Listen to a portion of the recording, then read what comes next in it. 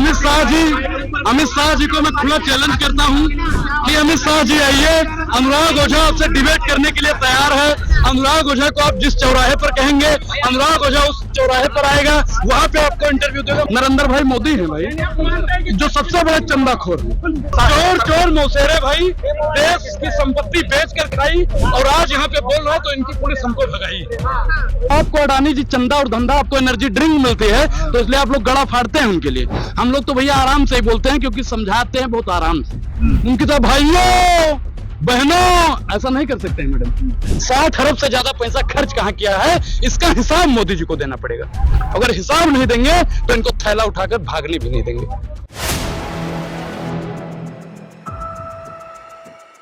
अमित शाह जी को मैं खुला चैलेंज करता हूं कि अमित शाह जी आइए, अनुराग ओझा आपसे डिबेट करने के लिए तैयार है। अनुराग ओझा को आप जिस चौराहे पर कहेंगे, अनुराग ओझा उस चौराहे पर आएगा, वहां पे आपको इंटरव्यू देगा। माना साहब, माना, लेकिन साहब 1 मिनट का समय दीजिए। आप बैरिकेड के अंदर कर रहे हैं तो बैरिकेड के अंदर तो बोल सकते हैं ना साहब।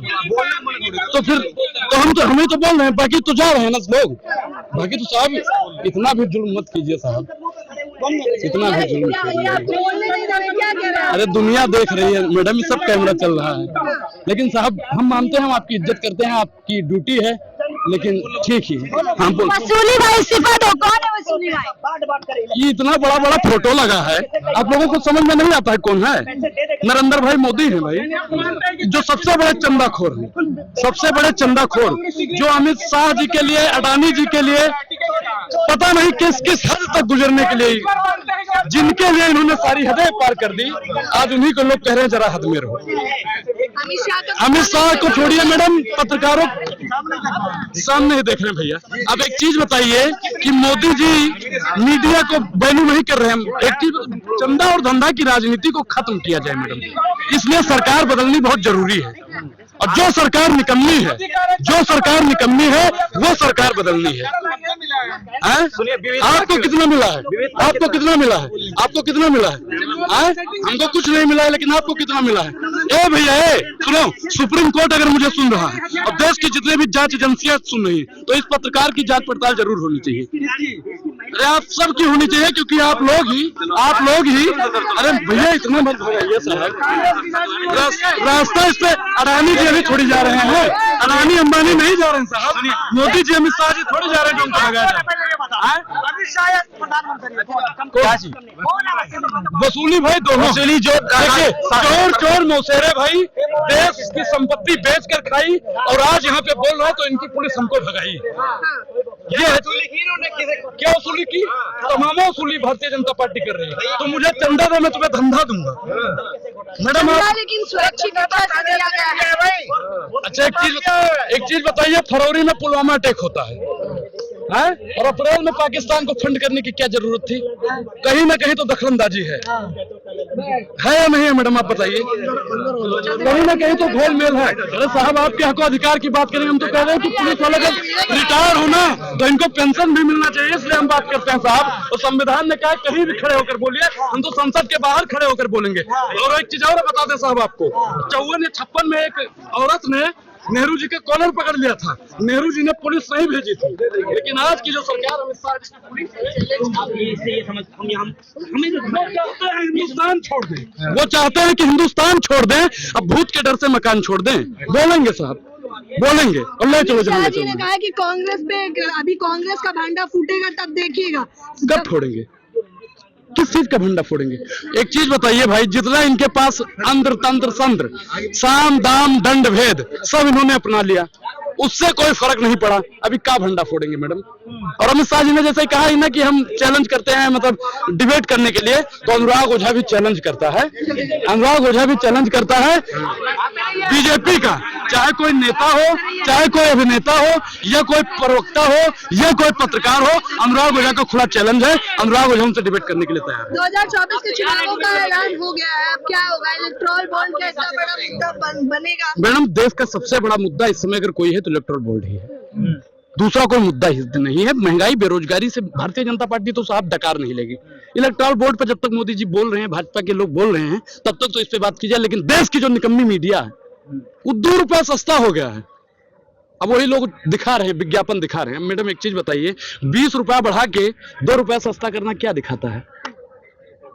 बताइए, सबका मुंह बंद हो गया। अंजना हम कश्यप होती तो बोल देती, आप तो बोलिए कम से कम। कुछ तो राहत दिए ना, पहले से कुछ तो राहत दिए, जनता के लिए काफी है। देख, जनता के लिए क्या करें? जनता के लिए काम नहीं हो रहा है साहब। अब हम अपनी जमीन में आ गए हैं, हम रोड पे नहीं है, अब नहीं जाएंगे आगे, अब नहीं जाएंगे साहब। देख लीजिए, हम इधर आ गए हैं, हमको छेड़ो नहीं सर, हम बहुत परेशान हो चुके हैं। रोजगार सरकार देती नहीं है साहब। अगर हमको अग्निवीर योजना जब आई थी ना, अगर अग्निवीर बन के ना रह गई होती तो अनुराग ओझा भी वर्दीधारी होता साहब। अच्छी बात तो है, लेकिन कम से कम बोलने खड़ा होने तो दीजिए। 21 और 19 मैडम जो जीवन जीने का अधिकार देता है, आज मेरे अधिकारों का भी शोषण हो रहा है। हमेशा भारतीय जनता पार्टी चाहती है कि संविधान बदल दिया जाए। अभी आपने जल्दी में ही देखा होगा, और ये संविधान को बदल देंगे। जितना लोग मुझे सुन रहा है, अगर वो लोग भी नहीं बोले तो संविधान 24 में बदला जाएगा, ये बात तो तय है। और इसका जीता जागता मिसाल आपने देखा होगा, प्रत्यक्ष प्रमाण। हेगड़े का बयान था, बीजेपी ने सफाई भी दे दी है इस पे कि उनका निजी विचार है। अच्छा, वो पार्टी में कौन से, वो कौन सी पार्टी से है? बीजेपी व्यक्ति का निजी विचार था वो। एक चीज बताएं, बेटा अगर निकम्मा निकलता है तो बाबूजी का उसमें हाथ होता है, अगर पार्टी का लोग बोलता है तो पार्टी की मंशा होती है। तो इलेक्ट्रल बॉन्ड में किसका हाथ है ये तो बताओ। मोदी जी का। और ये सारा पैसा मोदी और उनके मित्रों के लिए आया था, देश को बर्बाद करने के लिए। और देश को बर्बाद कर चुके हैं। अब 10 साल में इनसे कोई, इन्होंने एनर्जी में ही बोल रहे हैं मैडम, एनर्जी में बोल रहे हैं। आपको अडानी जी चंदा और धंधा, आपको एनर्जी ड्रिंक मिलती है तो इसलिए आप लोग गला फाड़ते हैं उनके लिए। हम लोग तो भैया आराम से ही बोलते हैं, क्योंकि समझाते हैं बहुत आराम से। उनकी तो भाइयों बहनों ऐसा नहीं कर सकते हैं मैडम, कांग्रेस को दिखाना नहीं करना है। इसीलिए कांग्रेस बढ़ा रही है इलेक्टोरल। नहीं, देखिए, कांग्रेस ने आज तक जितने काम किए हैं आप उस पर चर्चा कीजिए, लेकिन मोदी जी ने 60 अरब से ज्यादा पैसा खर्च कहाँ किया है, इसका हिसाब मोदी जी को देना पड़ेगा। अगर हिसाब नहीं देंगे तो इनको थैला उठाकर भागने भी नहीं देंगे। ठीक है, ऐसा तो ये बौखलाहट तो नहीं है अनुराग को कम पैसा मिला है और भाजपा को ज्यादा मिल गया है, बौखलाहट तो नहीं है ये? नहीं, देखिए, भाजपा को पाकिस्तान का लोग सपोर्ट क्यों करता है आप ये बताइए? भाजपा को विदेश के लोग क्यों दे रहे हैं फंडिंग? आप जैसे पत्रकारों ने कितनी फंडिंग बीजेपी को दी है बताइए? ये पत्रकार क्यों देने लगे? अच्छा, आपने नहीं दिया है? हाँ, आपने नहीं दिया? हमने नहीं दिया। दीजिए, नहीं तो आपके घर पे ईडी और सीबीआई का छापा मैडम चला आप जाए। ये कह रहे हैं ईडी सीबीआई डरा के चंदा लिया बिल्कुल। जा रहा है। आप एक चीज बताइए कि जितने भी नेता हैं विपक्ष के, सबके घर पे ईडी और सीबीआई जाता है। ईडी सीबीआई हमको दे दीजिए, हम अमित शाह जी के घर पे भेज देंगे। भैया इतनी संपत्ति ले आएंगे, इतनी संपत्ति ले आएंगे। अनुराग ओझा वादा करता है कि 24 घंटे के लिए ईडी और सीबीआई दे दीजिए। आपके हमारे पूरे भारत में 20 एम्स बनाने की गारंटी अनुराग ओझा की। वो तो कहते हैं ना मैं खाऊंगा ना खाने दूंगा, आप क्यों कह रहे हैं? एक चीज बताइए, इन्होंने कहा ना खाऊंगा ना खाने दूंगा। जब ना खाओगे ना खाने दोगे तो शौचालय क्या करने के लिए बनवा रहे हो भाई? रिश्वतखोरी की बात हो रही है, खाना तो खाना पड़ेगा ना। तो ये फिर 60 अरब रुपया कहाँ गया? हाँ, मोदी जी ने मशरूम खाने में खर्च किया है ये पैसा। मोदी जी ने 10 लाख का सूट और 5 लाख का बूट पहनने के लिए और 2.5 लाख रुपए का पेन लगाने के लिए पैसा खर्च किया है। और इस पैसों का एक एक पाई का हिसाब देना पड़ेगा, क्योंकि ये पैसा देश का पैसा है, ये पैसा जनता का पैसा है। लेकिन अनुराग एक बात बताइए कि ना खाऊंगा ना खाने दूंगा का नारा तो उनका सफल हो रहा है ना? कहाँ सफल हो रहा है? वो ना खाते हैं ना खाने देते हैं, तो राशन क्यों बांट रहे हैं फिर? राशन की क्या जरूरत है जब नहीं खाओगे नहीं खाने दोगे? देखिए, भारतीय जनता पार्टी जुमलों की पार्टी है। आपको याद होगा सुभाष चंद्र बोस जी ने एक नारा दिया था, तुम मुझे खून दो मैं तुम्हें आजादी दूंगा, और तुम मुझे चंदा दो मैं तुम्हें धंधा दूंगा। वो नेताजी थे और ये अभिनेता जी। आज फिर 400 पार का नारा देकर गए प्रधानमंत्री। देखिए मैडम, मोदी जी का 400 पार वाला वादा बिल्कुल पूरा होगा। अगर आप लोग ऐसे ही दलाली करते रहिए, अमन बेच देंगे और चमन बेच देंगे। अगर पत्रकार भी ऐसे सत्ता की दलाली करते रहे तो एक दिन पूरा वतन बेच देंगे। 400 पार दाल का रेट पहुंच जाएगा, तेल का रेट पहुंच जाएगा, चीनी का रेट पहुंच जाएगा, चाय पत्ती का रेट पहुंच जाएगा, आलू का रेट पहुंच जाएगा, भिंडी का रेट पहुंच जाएगा। 400 रेट पहुंचेगा साहब। लेकिन जनता तो फिर भी चुनकर लेकर आती है ना, तीसरी बार तैयारी चल रही है। देखिए मैडम, एक चीज बताएं, आप लोग घर में रहते हैं, चाय बनाने का आपको भी शौक होगा।